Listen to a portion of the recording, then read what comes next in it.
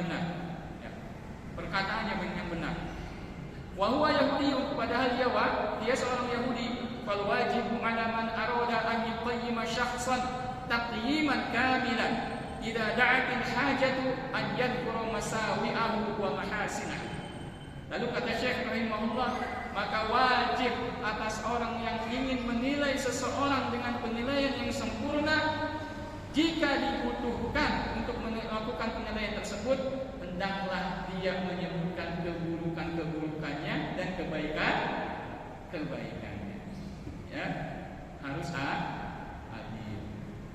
Bahkan kata Syekh rahimahullah, misalnya beliau membawakan contoh, yaitu tentang kesalahan para ulama, tentang Ibnu Hajar yang banyak mentakwil, tentang Imam Nawawi yang banyak mentakwil sifat-sifat Allah. Ya, beliau membawakan contoh ini, silakan dirujuk di kitabnya.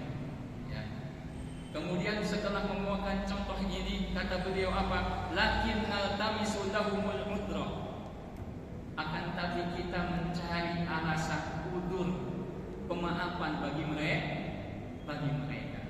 Kenapa? Wala naj'alu min hada, dan kita tidak menjadikan min hadal khata', dari kesalahan ini, alladzi na'lamu annahu sadirun 'an ijtihadin, yang kita tahu bahwasanya kesalahan tersebut berasal dari ijtihad. Wala naj'alu minhu baban lisabbi wal qadhi fihim, dan jangan kita menjadikan dari kesalahan mereka tersebut menjadi satu pintu untuk mencela dan menjelekan mereka. Tidak boleh. Ya. Kita tahu yang sering baca syarah Sahih Muslim yang Imam Nawawi dan Fathul Barinya Ibnu Hajar Al-Asqalani, banyak sekali takwil yang dikatakan oleh beliau, tapi itu adalah hasil dari ijtihad mereka. Enggak langsung kita katakan mereka ini sesat, ya. Enggak langsung kita katakan mereka bukan Ahlus Sunnah wal Jamaah, enggak bisa.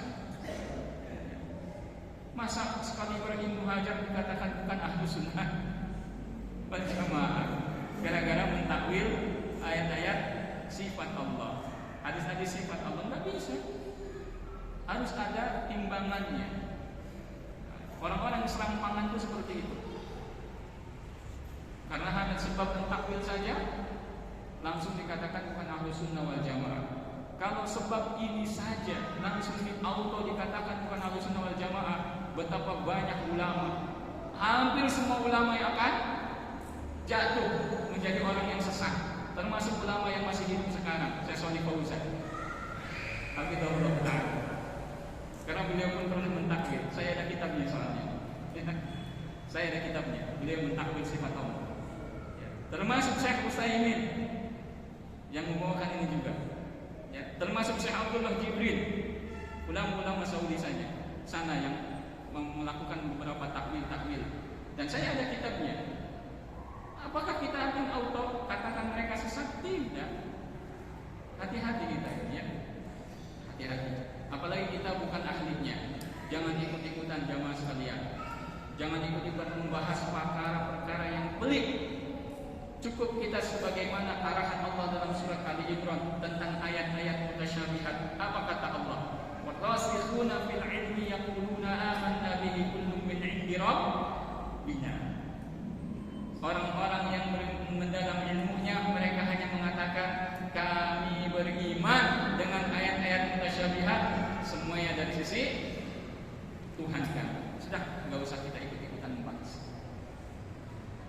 Ya, berdalam-dalam dalam membahas masalah sifat-sifat Allah itu bukan manhajnya para sahabat Nabi. Para sahabat Nabi, para tabi'in, para tabi'in, ya, para imam 4, mereka tidak mau membahas masalah itu. Mereka cukup beriman apa adanya yang datang dari Allah dan Rasulnya. Kata Imam Syafi'i rahimahullah, amantu billah wa bima ja'anillah ala muradillah.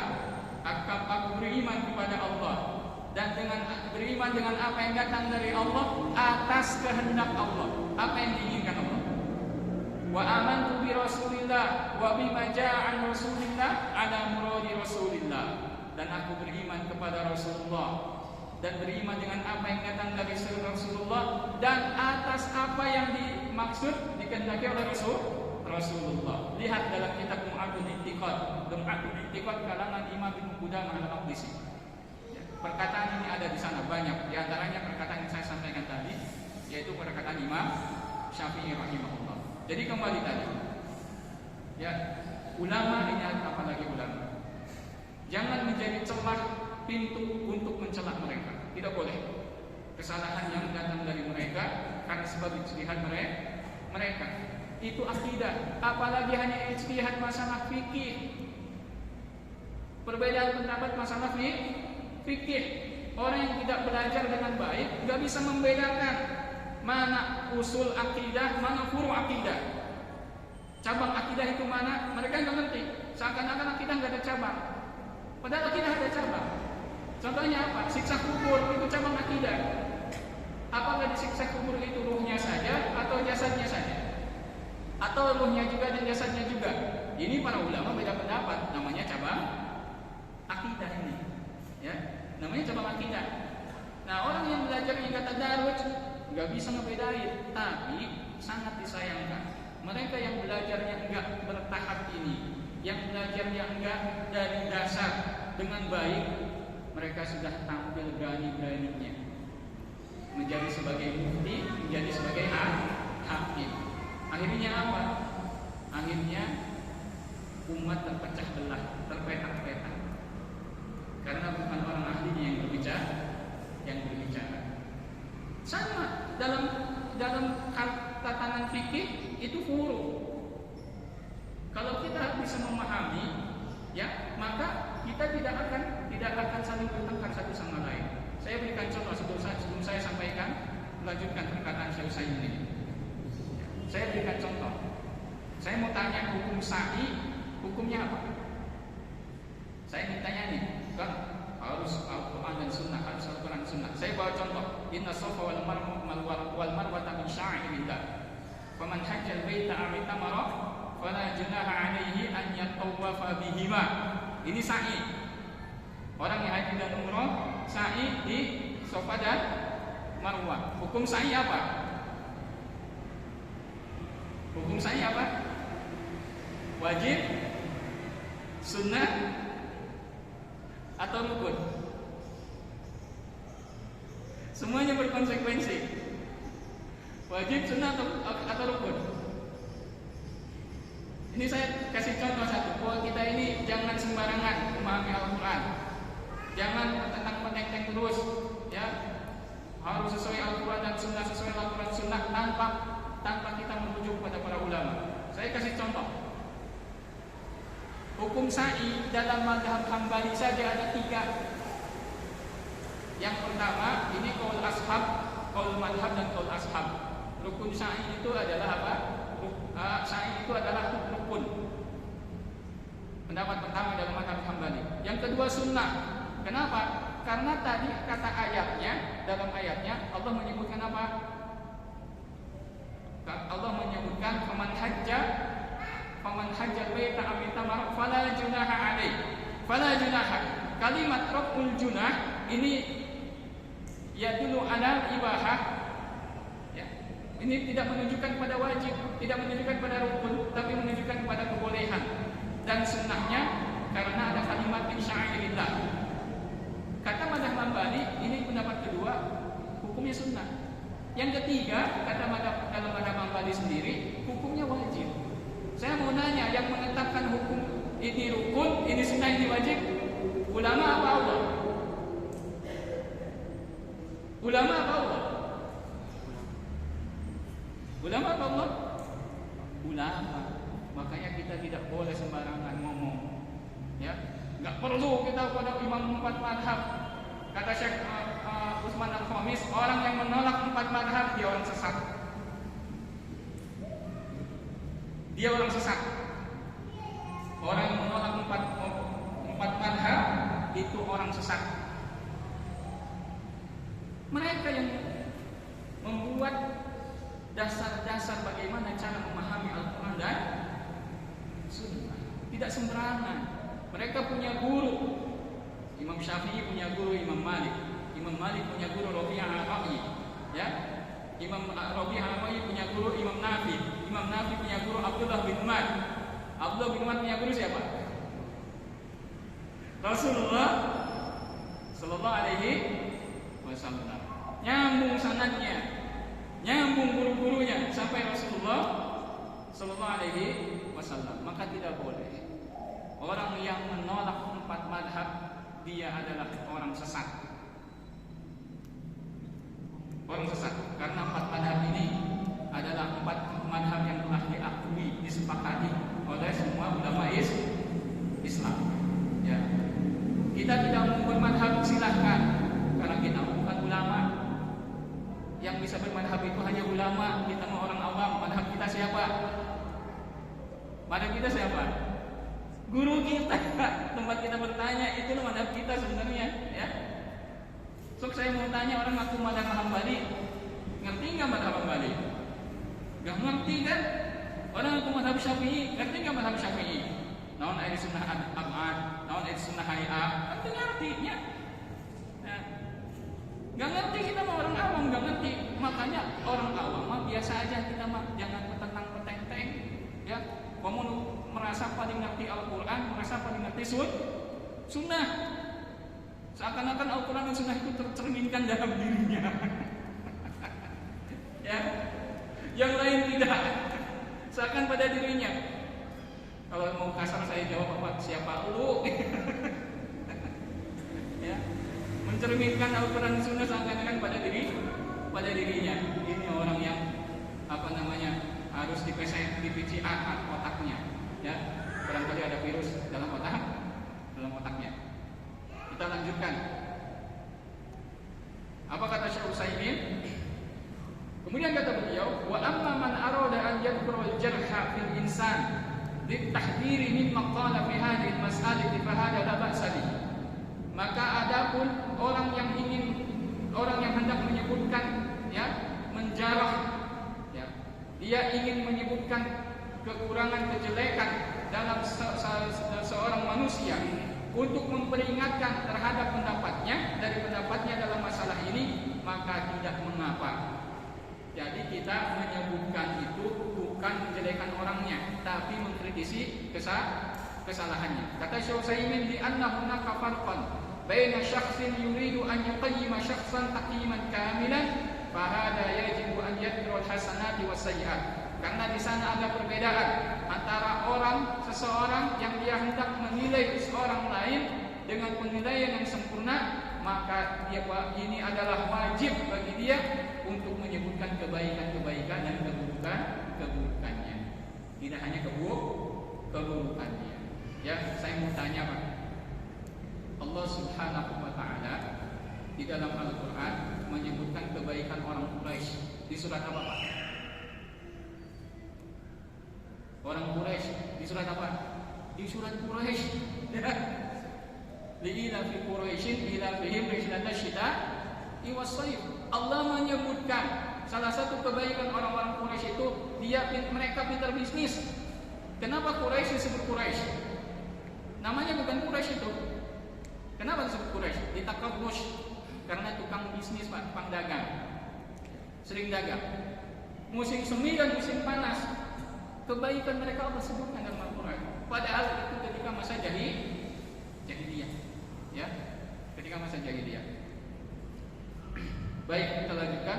Wa idza kana mimman ulifa bin nusi lil ummah, kata Syekh, dan jika orang tersebut yang melakukan kesalahan itu orang yang dikenal memberikan kontribusi kebaikan untuk umat, maka falya'tadzir anhu lima sadara minhu minas sayyi'at.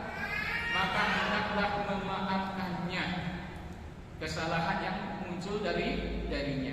Jadi kalau orang misalnya ada ustaz, ada ulama yang punya kontribusi yang besar terhadap umat, atau tokoh masyarakat punya kontribusi besar terhadap umat, berbuat kesalahan dan dia kesalahannya itu bukan memang mengikuti hawa nafsunya, sengaja mengikuti hawa nafsunya, bukan, maka jangan dibesar-besarkan. Maafkan, kata saya. Maafkan orang-orang seperti ini. Li'annahu qad yakunu 'indahu ta'wil, karena sesungguhnya terkadang pada dirinya ada takwil. Tadi yang saya contohkan seperti ulama-ulama Imam Nawawi dan Ibnu Hajar. Au adamu ilmin, atau orang tersebut berbuat kesalahan karena tidak memiliki ilmu. Au ma asbaha dzalik, atau yang lainnya seperti yang lainnya. Ma dumna na'rifu annahu rajulun nasihun lil ummah. Selama kita tahu, kita kenal bahwa dia ini orang yang memiliki kontribusi yang besar untuk kebaikan umat, ya, untuk kebaikan umat, maka maafkan dia. Wa idza kana yuridu an yuhadhdhiru min as-su'i alladhi sadara minhu, dan jika dia hendak memperingatkan kesalahan yang berasal darinya, fa huna la haraja alaihi, maka di sini tidak mengapa an yadhkuru hadha syai' alladhi sadara minhu, untuk menyebutkan kesalahan yang muncul darinya. Kesalahannya, bukan orangnya. Karena kan yang penting kesalahannya. Kalaupun harus diperingatkan, kesalahannya. Dan itu pun Pak, jamaah sekalian, kesalahan itu kalau memang yang disepakati. Kalau memang disepakati, contoh misalnya ada ustadz yang menghalalkan minum minuman keras, ya, tanpa ada sebab, kemudian intiror, keterpaksaan, kedaruratan. Dia menghalalkan boleh minum minuman keras, boleh pakai narkoba. Nah, ini disepakati nggak minum keras haramnya? Disepakati, maka boleh kita menyebutkan orangnya, karena telah melabrak sesuatu yang telah disepakati keharamannya. Tapi kalau hanya perbedaan pendapat, punten, misalnya ada ulama yang berpendapat, misalnya satu permasalahan, boleh enggak jual beli kredit dengan harga yang berbeda. Dengan harga yang berbeda. Kalau cash 10.000, kalau kredit 100.000. Nah, ada ustaz yang berpendapat ini haram. Ini adalah bai'atani fi bai'atin. Ini adalah dua transaksi dalam satu jual beli. Ini riba. Lalu membawakan dari riwayat Abu Dawud dan pendapat Imam Syafi'i. Nah, dia memaksakan pendapat ini. Sedangkan ada pendapat lain, jumhur mayoritas ulama mengatakan apa boleh, karena ujung-ujungnya harganya kan satu harga, bukan dua harga. Kalau cash ya bayarnya 10.000, kalau kredit bayarnya 100.000. Kata mayoritas ulama boleh, ujung-ujungnya satu harga. Nah, akhirnya ada yang memaksakan, misalnya nggak bisa, ini riba. Lalu dicelalah orang berpendapat mengatakan bolehnya jual beli kredit, ya, dengan harga yang berbeda dengan harga cash, ya, dicela habis-habisan. Nah, ini tidak boleh seperti ini. Sikap ini adalah sikap yang buruk, karena itu sesuatu yang tidak disepakati, keharaman dan kebolehan. Bisa dipahami, Pak? Ya, bisa dipahami. Ini saya contohkan. Contoh lagi, punten, masalah kesimpulan boleh tidak isbal tanpa sombong. Ulama kan beda. Ulama sepakat memakai kain di atas mata kaki sunnah. Tapi ulama tidak sepakat hukumnya ketika di bawah mata kaki. Ada yang haram, ada yang memakruhkan, ada yang membolehkan kalau kita sombong. Bahkan Ibnu Taimiyah sendiri membolehkan. Sebagaimana dinukil beliau dalam Majmu' Fatwanya dan dinukil dalam Madhab Hambali khususnya oleh Ibnu Mufli dalam Al-Adab Asy-Syafi'iyahnya. Nah, hal seperti ini tidak boleh kita langsung cap orang yang mengatakan boleh isbal tanpa sombong, ya, dengan membawakan dalil-dalilnya, langsung kita cap orang ini adalah menyimpang sesat. Ini namanya orang tidak ngerti ilmu. Ini namanya orang tidak punya etika. Orang seperti ini tidak boleh seperti ini. Ya. Kalau menunggu diskusi, tapi jangan membawa-bawa seakan-akan mereka menentang ajaran Rasulullah SAW. Dibentur-benturkanlah dengan Rasulullah. Seakan-akan yang paling tahu tentang sunnah Rasul adalah dirinya. Yang paling tahu dalil itu hanyalah dirinya. Ya. Dibentur-benturkannya, mereka menentang Rasul, mereka mukhalifus sunnah, mereka tersesat. Bahaya. Maka akan kita muncullah dari sana. Kalau gitu Imam Syafi'i sesat. Kalau gitu Imam Syafi'i menentang Rasul, ya, karena hanya memakruhkan isbal kalau tanpa sombong. Kalau gitu Ibnu Taimiyah menentang Rasul, Kalian bolehkan isbat tanpa sombong. Kalau kita Abu Hanifah tentang Rasul, kalian bolehkan isbat tanpa sombong. Nah, ini tidak adil menilai seperti ini. Jadi kalau hal yang disepakati keharamannya, paling depan kita membela. Kalau ada orang yang menghalalkan yang disepakati keharamannya, kita lawan. Ya. Tapi kalau yang sudah disepakati, Pak, kita harus berlapang dada. Ya, harus berlapang dada. Kemudian kata Syekh Utsaimin rahimahullah, dia yuhadzirun nas min hadzal maqal masalah. Ya, misalnya untuk meningkatkan manusia dari pendapat ini. Nah, ini pelajaran yang pertama, Pak, bersikap adil. Ya, dari peristiwa itu ini pelajaran pertama, bersikap adil. Pelajaran yang kedua adalah apa? Yang bisa kita ambil, annal muslima da'i khairin. Seorang muslim itu adalah da'i khairin. Seorang penyeru kepada kebaikan. Maka seorang muslim akan menguatkan setiap orang yang menyeru kepada kebaikan. Bahkan itu lebih utama baginya. Ya. Setiap orang yang mengajak kepada kebaikan untuk masyarakat, maka seorang muslim dia harus menjadi pembantunya, penolongnya, pembelanya. Lihatlah Rasulullah SAW. Di sini profesor membawakan contoh tentang Rasul datang ke Madinah. Qadima Rasul sallallahu alaihi wasallam al-Madinata. Fara'a al-yahuda yasumuna yauma Asyura. Rasul sallallahu alaihi wasallam datang ke Madinah, lalu beliau melihat orang-orang Yahudi puasa hari Asyura, 10 Muharram. Rasul bertanya, faqala ma hada? Apa ini, kata Rasulullah sallallahu alaihi wasallam? Qalu, mereka berkata, hada yaumun salihun. Orang Yahudi lagi memperingatkan melakukan peringatan, ya, tapi caranya dengan puasa. Wahai Muhammad, ini adalah hari yang baik. Ada yaumun najjallahu bani Israila min aduwwihim fasama Musa. Hari ini adalah hari yang Allah menyelamatkan Bani Israel dari musuh mereka, yaitu Fir'aun dan bala tentaranya. Lalu Musa pun berpuasa. Musa berpuasa. Maka qol, kata Rasul sallallahu alaihi wasallam, fa ana ahaqqu bi Musa minkum fa shama wa amara bisyami. Maka aku lebih berhak terhadap Musa dengan Musa daripada kalian, karena Musa nabi dan rasul kita pun nabi dan rasul. Ya. Maka beliau pun berpuasa dan memerintahkan para sahabatnya berpuasa. Yang pertama kali puasanya siapa? Yahudi. Yahudi. Ya, ini jadi dalil jamaah sekalian. Jadi dalil, tidak semua yang datang dari orang kafir kita tolak. Ada cerita yang sering saya sampaikan. Syekh Muhammad Ad-Dadu Asy-Syinkiti, orang masih sudah sepuh. Seorang ahli hadis. Beliau hafal hadis puluhan ribu dengan sanadnya sampai Rasulullah SAW. Ya, di sana di Mauritania. Suatu ketika beliau bercerita, saya lihat di ceramah beliau. Beliau lagi perjalanan dakwah ke Perancis, ceritanya nggak pakai jubah ceritanya, pakai jas, pakai dasi, ya, pakai celana panjang, biasa pakai isi ceramah, muhadharah. Setelah dalam sesi tanya jawab, ada seorang Muslim yang pakai jubah, jenggotnya panjang, ya, pakaiannya pakai jubah, nanyanya nyindir. Dia nanya gini, wahai Syekh, bagaimana pakaian Rasul sallallahu alaihi wasallam? Nyindir Syekh karena Syekhnya pakai dasi. Ya. Maka Syekh jawabnya singkat. Kata Syekh apa? Kana yalbasu kama yalbasu Abu Jahlin.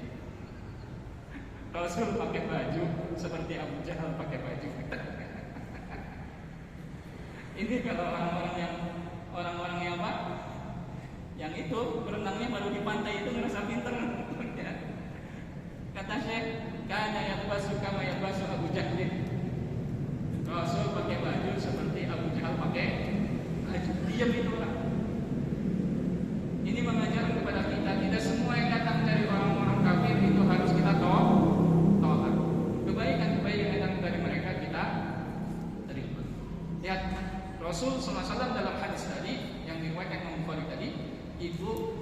menjelaskan kepada kita bagaimana Rasul ini mendukung kebaikan. Rasulullah SAW mendukung kebaikan. Beliau bahkan ikut puasa Asyura dan menyuruh para sahabatnya puasa Asyura. Demikianlah kita seorang muslim. Fa idza ra'aita man yad'u ila khairin lil mujtama'il muslim aw naf'un lil ummatil islamiyah fakun awwala munasirin lahu muayyid. Jika engkau melihat orang yang mengajak kepada kebaikan untuk masyarakat Islam atau memberikan manfaat untuk umat Islam, maka jadilah engkau orang pertama menolongnya dan membantunya. Ya.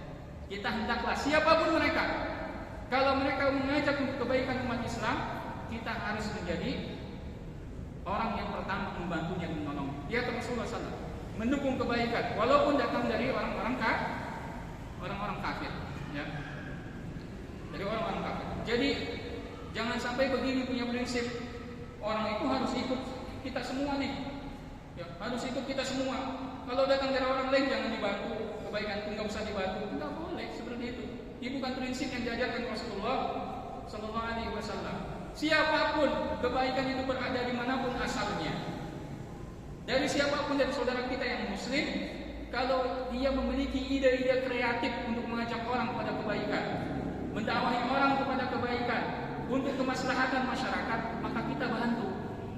Tanpa kita perlu apakah itu ide-ide kita awalnya atau bukan, ya. Maka yang penting kita harus menjadi orang pertama membantu kebaikan, ya, membantu kebaikan. Maka tanpa memandang siapapun, ya, yang memulainya dari ide-ide kebaikan tersebut. Bahkan Ibnu Qayyim mengatakan dalam Zadul Ma'adnya, kata Ibnu Qayyim, innal musyrikina wa ahlal bid'ah wal fujur, sesungguhnya orang-orang musyrik, ahlul bid'ah dan orang-orang tukang berbuat dosa, wal bughata wal dzalama, dan para pemberontak, pembangkang kepada negara serta orang-orang yang zalim, idza talabu amran yu'azzimuna fihi hurmatan min hurmatillahi ta'ala ajibu ilaihi wa atuhu wa'inu alaihi.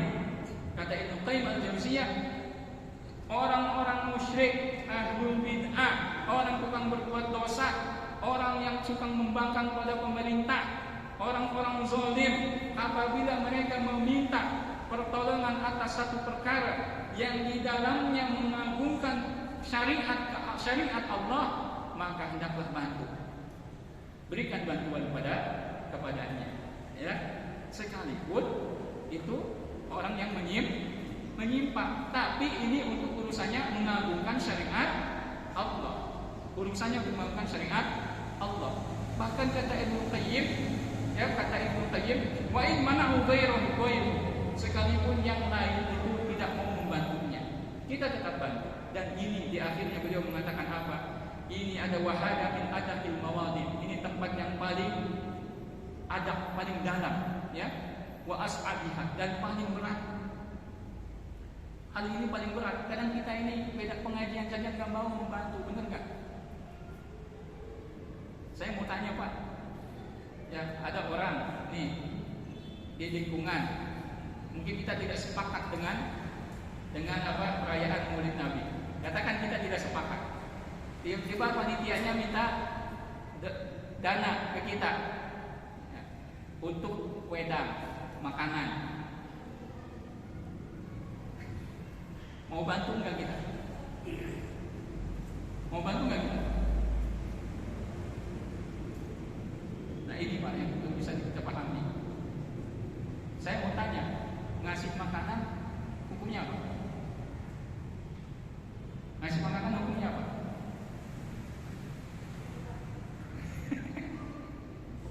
Boleh tidak? Boleh, kebaikan Pak, kebaikan. Ini yang tidak bisa kita pahami. Karena mentang-mentang ini sesuatu yang tidak sepakat dengan kita tidak mau. Padahal hanya ngasih makanan, berbuat baik.